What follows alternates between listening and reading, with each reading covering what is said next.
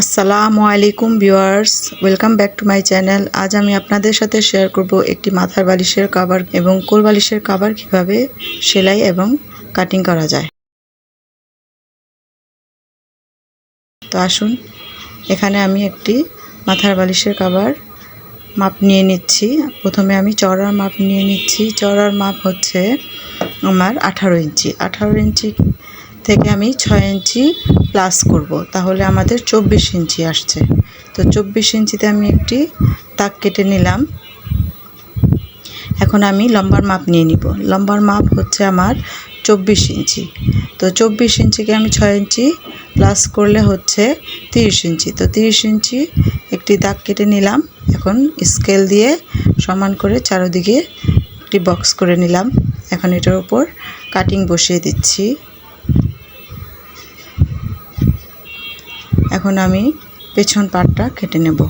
তো পেছন পাটের 24 ইঞ্চি লম্বা হলে তো আমি ফোল্ডিং করে সেলাই করার জন্য 1 ইঞ্চি এক্সট্রা নিব। তো আমাদের এখানে চওড়ার মাপ হচ্ছে 18 ইঞ্চি। তো 18 ইঞ্চি আর 1 ইঞ্চি বা 1.5 ইঞ্চি বেশি নিলে 19 সাড়ে 19 হয়। তো এখানে লম্বার মাপটা এখানেও 25 ইঞ্চিতে একটি দাগ কেটে নিলাম। এখানেও 25 ইঞ্চি আমি একটি দাগ কেটে নিয়েছি। তো আমার আরও এক্সট্রা হাফ ইঞ্চি নিতে হবে, কারণ এটা যখন আমি ভাঁজ করে সেলাই দিব তখন ভিতরে আমার হাফ ইঞ্চি রাখতে হবে। তো এখান থেকে আমি হাফ ইঞ্চি কেটে নিলাম দাগ। এখন এই দুইটা দাগ একসাথে টেনে নিব। এখন এটার উপর কাটিং বসিয়ে দিলাম। এখানে দুটি পার্ট রয়েছে, দুটি পার্টই আমি আলাদা করে ফেলবো।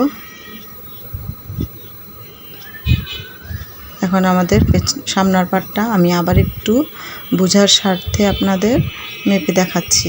এভাবে ফোল্ড করার জন্য আমাকে 1.5 ইঞ্চি 1.5 ইঞ্চি 3 ইঞ্চি 3 ইঞ্চি ওই সাইডে নিতে হবে 3 ইঞ্চি, টোটাল 6 ইঞ্চি। এভাবে চারপাশে ফোল্ড করলে 6 ইঞ্চি বেশি নিতে হয়। লম্বার মাপ বা চওড়ার মাপ যা হয় তার থেকে 6 ইঞ্চি করে বেশি নিয়ে নিলাম। এখানে আছে 30 ইঞ্চি আর ওইভাবে আমার চওড়ার মাপ রয়েছে 24 ইঞ্চি। আপনাদের বোঝার স্বার্থে আমি আবার মাপ করে দেখিয়ে দিচ্ছি। এখানে আমার চওড়ার মাপ 24 ইঞ্চি।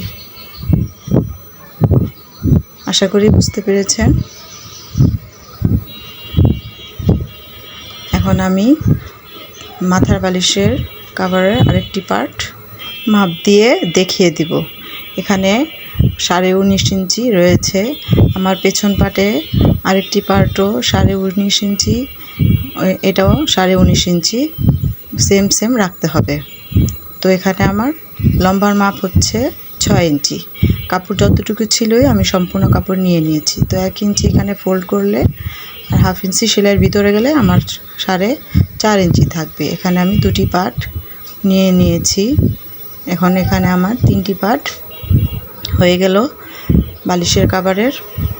এখন আমি কোল বালিশের কভারের কাপড়টা কিভাবে কেটে নিব সেটাই দেখিয়ে দিব এখানে। তো আমার আগে থেকে কাটা ছিল। এখান থেকে আমি একটি চাদরের কাপড় থেকে আগে থেকে আমি বালিশের কভার এবং কোল বালিশের কভার পিস করে বের করে নিয়েছিলাম। তো এখন মাপঝোঁক অনুযায়ী আমি কেটে নেব। তো আমার কোল বালিশের কভারের লম্বার মাপ ছিল 39 ইঞ্চি।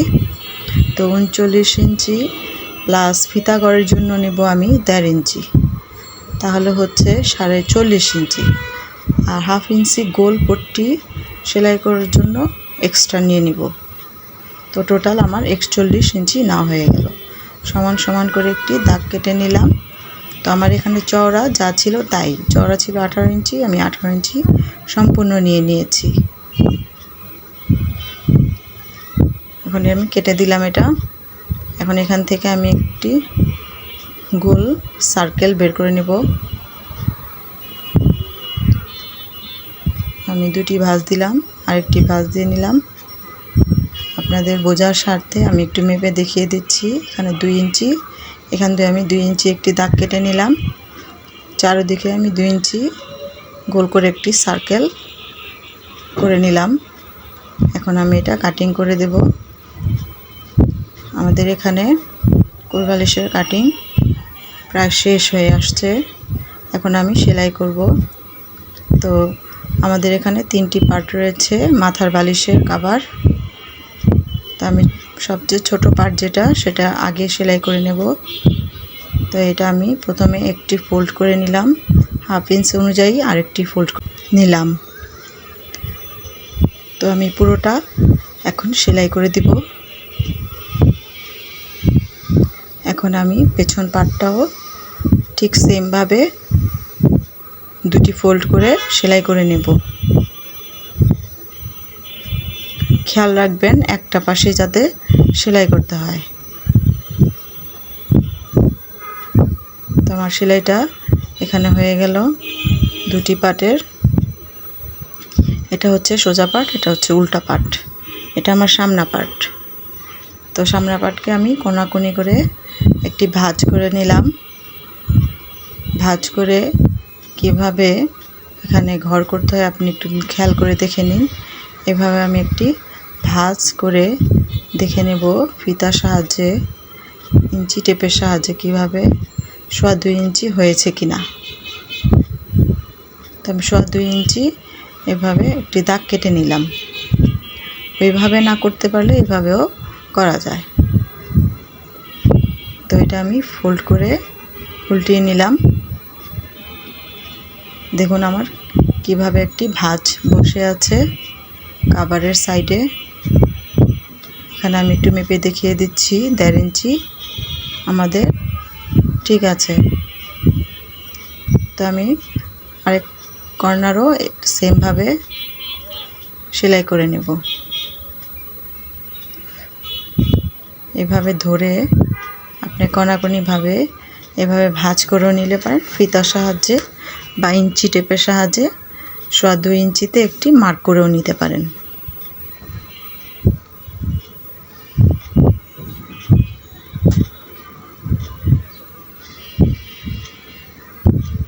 দুই দাগ পরিমাণ কাপড় রেখে আমি কোনাটা ফেলে দিব, যাতে করে আমাদের ফোল্ড করলে ফিনিশিং সুন্দর আসে। দেখুন আমি ফোল্ড করে দিয়ে একটু কাঁচির মাধ্যমে কোনাটা বের করে নিলাম।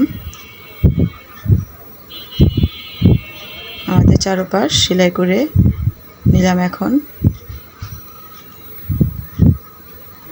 আমাদের চারপাশ সেলাই হয়ে গিয়েছে। এখন নখ দিয়ে ঘষে ঘষে আমি কাপড়ের উপর ভাঁজ বসিয়ে নিচ্ছি।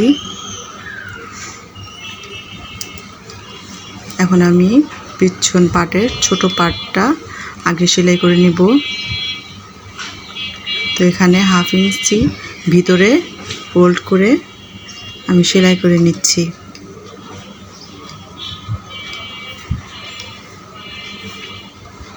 আমি প্রথমে ছোট পাটটাকে আটকিয়ে নিলাম। এখন কর্নার বরাবর এসে আবার কর্নার থেকে সেলাই শুরু করব। এখন পেছন পার্টের বড় পার্ট যেটা রয়েছে সেটা উপর দিকে সমান করে বসিয়ে দিলাম।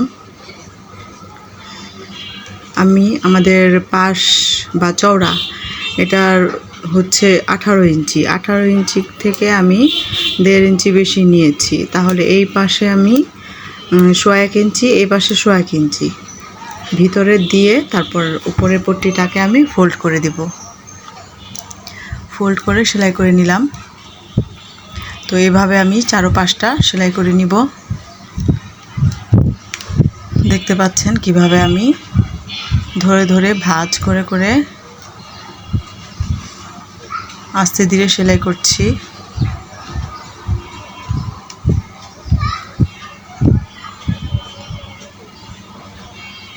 তো এখানে আমাদের সেলাইটা কমপ্লিট। আশা করি বুঝতে পেরেছেন। আমার চারপাশ সেলাই হয়ে গিয়েছে। ফিনিশিং কত সুন্দর এসেছে। এখন আমি কোলবালিশের কভার সেলাই করব। এখানে আমি 2 ধরনের কভার কাজ করে দেখিয়েছি বা ভিডিও করে দেখিয়েছি। যদি আপনাদের বুঝতে সমস্যা হয় তাহলে আমাকে অবশ্যই কমেন্ট করে জানাবেন, তাহলে আমি আলাদা আলাদাভাবে ভিডিও করে আমার চ্যানেলে আপলোড করব। তো আসুন আমরা কিভাবে সেলাই করি কোলবালিশ। সাধারণত কোলবালিশ সেলাই করা একদম সহজ ব্যাপার, এটা আমরা সবাই জানি, কিন্তু তারপরও আপনাদের বোঝার সুবিধার্থে অনেকের সঠিকভাবে সহজ নিয়মে কিভাবে কোলবালিশ সেলাই করা যায় সেটাই আজকে আমি তুলে ধরেছি। এখন এটা সোজা পাট ছিল, আমি উল্টা পাট করে নিচ্ছি। সোজা পাটটাকে ভিতরের দিকে দিয়ে উল্টা পাটটাকে আমি সেলাই করব। তো প্রথমে এক পাশ আমি 1/2 ইঞ্চি পরিমাণ সেলাই করে নিচ্ছি।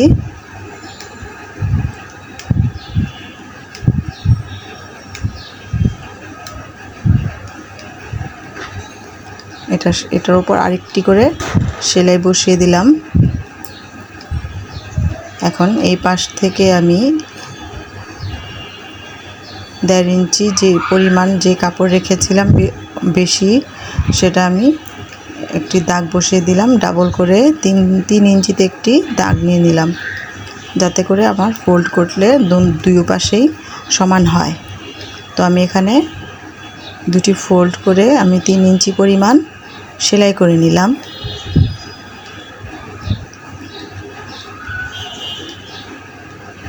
একটু খেয়াল করে দেখুন, কোলবালিশের ফিতার ঘর করা একদম সহজ।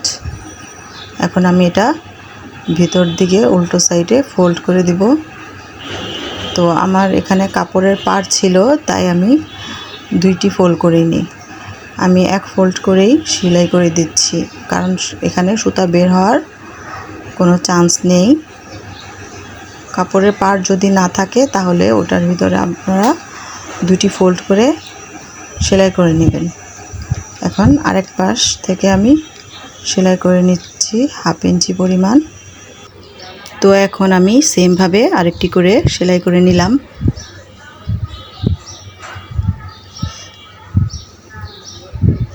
এখন আমি গোল সার্কেলটা যেটা লাগাবো তার জন্য আমি মার্ক করে নিলাম মাঝখানে। আমার এখানে 4টি মার্ক হয়ে গেল। এখানেও আমি সার্কেলের উপর মার্ক করে নিব 4টি। এখন মার্ক বরাবর রেখে আমি ছোট ছোট করে কুচি দিয়ে নিব।